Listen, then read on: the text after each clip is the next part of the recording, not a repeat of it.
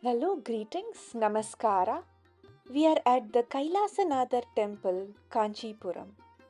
The temple was built in the 7th century CE by the Pallava king Narasimhavarman II, and later additions were made by his son Mahendravarman III. King Narasimhavarman was also known as Raja Pallaviswaram, and hence the temple is also known as Raja Kanchipuram is one of the seven ancient sacred cities of Sanatana Dharma or Hinduism, and the Pallava dynasty established their kingdom and ruled with Kanchipuram as their capital city. The city is imbibed with religious fervor right from the time of its establishment, which continues even today. All known Bharati religious faiths like Shaivism, Vaishnavism, Buddhism, and Jainism flowered here at one point of time or another. Prominent religious teachers, acharyas, made Kanchipuram as their home to produce outstanding religious works. An illustrious list of Buddhist scholars were associated with this place.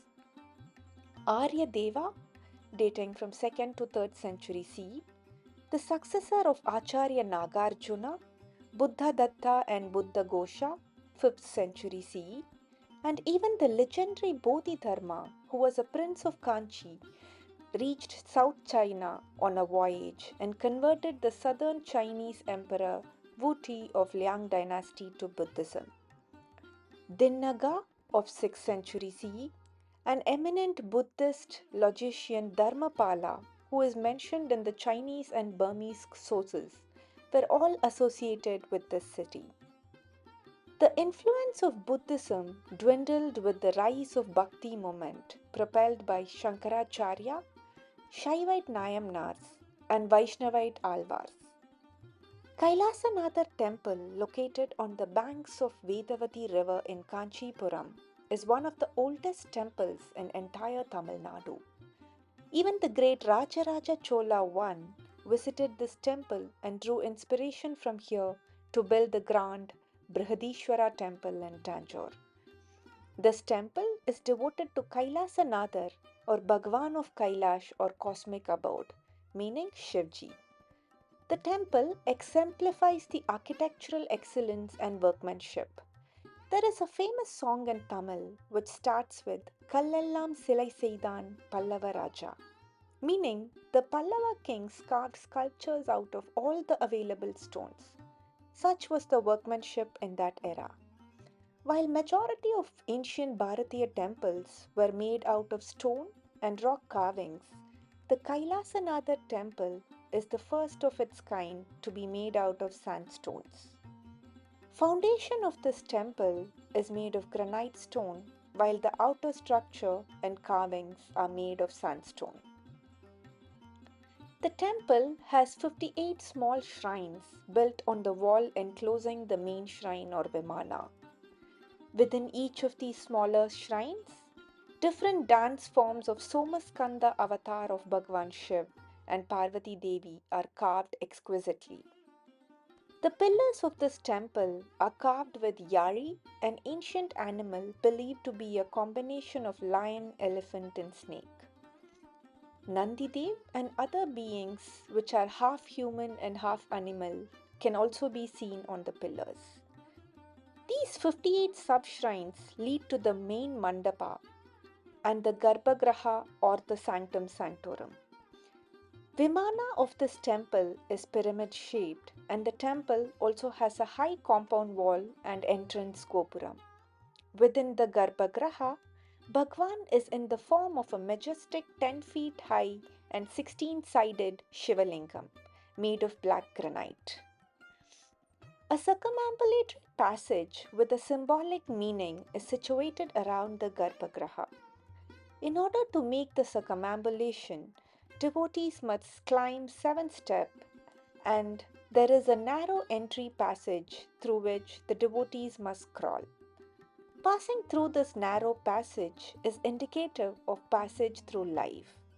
The entry point for this passage is called Irappu Vasal or the gate of death. When one completes circumambulation, and crawls and comes out of the passage, indicates coming out of their mother's womb and also explains the belief of rebirth. Hence, the exit here is also called as Pirappu Vasal or the gate of birth. There is another belief that by completing this circumambulatory passage, the cycle of rebirth is broken and one attains moksha. The inner and outer walls of the temple are adorned with sculptures of Brahma, Vishnu, Durga, Nandidev, and Shiva in Samhara Tandava or the destructive dancing form, while the Nandi guards the entrance. The inner walls of the temple depict Skanda, Bhavati, Tirupurantaka, Garudadhara Vishnu, Narasimha Vishnu, and desecrating of the yajna of Daksha, Brahma, and his wife, Vishnu flanked by Bhudevi and Sridevi, Lingotbhava, and other sculptures depicting various narratives from our Puranas. The festival of Mahashivaratri is celebrated grandly at this temple, and thousands of devotees visit during this festival. Devotees consider the experience of making the circumambulation around the temple on that day of the festival divine. If temples are a legacy of history and culture, so are the Kanchivaram saris that are woven in Kanchipuram. The designs and decorative patterns from the temple architecture and sculptural details are weaved on the Kanchipuram saris. The motifs of animals, flowers, vines, yaris, and birds from the pillars, walls, and vimanas of the Kailasanathar Temple can be seen translated onto the textiles. That is why, when you own a Kanchivaram sari, it is a legacy, history, and an art form that carries the weight of hundreds of years of stories, creativity, and narrations. Ancient Bharatiya temples are energy centers and a place of rejuvenation. They activate all our senses. The grand deity activates our vision, chantings activate our hearing, prasadam activates our taste, various offerings like kungum, chandan, and bhasma activate our skin or the sense of touch, incense sticks activate our smell, and finally, the mantras chanted activates the mind and contributes to improving our consciousness. Thus, ancient temples have something to offer for all the six senses of human beings. Do ensure to visit nearby temples. Thank you for watching the video.